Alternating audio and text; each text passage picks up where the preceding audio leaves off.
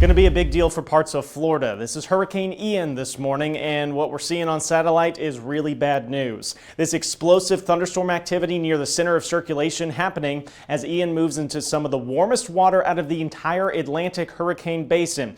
So this signifies the start of what will be a long-lived period of rapid intensification. Ian already has 75-mile-per-hour winds, gusts up to 90. I think the next advisory here in, about 45 minutes, will already have higher winds, and it's going to keep cranking and cranking. I mean, tomorrow morning, it's already a major hurricane moving into Cuba, far enough away from the higher terrain of Cuba to continue intensifying. Category 4 storm by tomorrow afternoon. It's going to be about that strong as it nears the western side of the Florida Peninsula, but notice as we go farther out in time, closer to the end of this week, higher uncertainty in the larger forecast cone of uncertainty, right?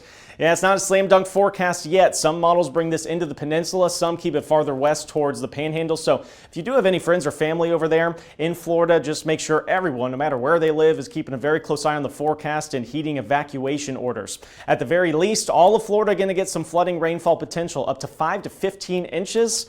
Man, I wish we could at least get a piece of that, because we got no rain expected in central Texas for the next 7 days, and for that matter, probably the next 2 weeks, which is highly unusual because September, typically a wet month for us, and we only have a ½ inch or less in Austin. That'll make this our driest September since 2011. And by the way, October ranks as our second wettest month of the entire year. To have no rain for the first week of October, pretty unusual. This is all happening despite the fact we have a cold front moving through. The problem is it's attached to a storm system that's so far away that we just don't have enough lift in the atmosphere to generate more than those scattered thunderstorms that moved through the western hill country very early this morning. But at least we get some benefits out of this. Humidity crashing as we speak. The dew point temperature in Austin, you're going to feel it. The first thing you step outside already feels nice and crisp. But we have even drier air moving in out of North Texas. You'll feel that this afternoon. 79 in the city of Austin still, even with the humidity dropping, even with a north wind at 9 miles per hour.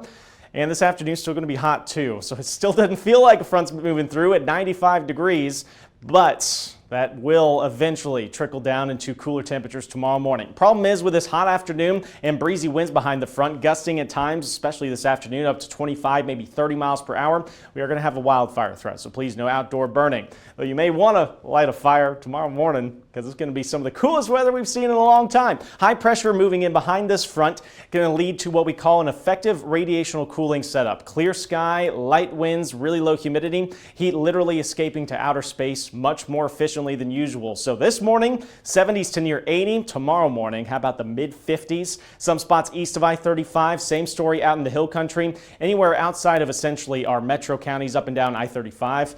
Yeah, you're going to be in the 50s. Really good stuff. And that does translate to eventually some cooler afternoons, still on the warm side, upper 80s and low 90s. But that lower humidity makes that feel much more manageable. We're going to keep the cool mornings going for a long time too, friends. I think by the end of this week, we're at our coolest. Friday morning, Saturday morning, that means some spots in the hill country could be in the upper 40s, finally.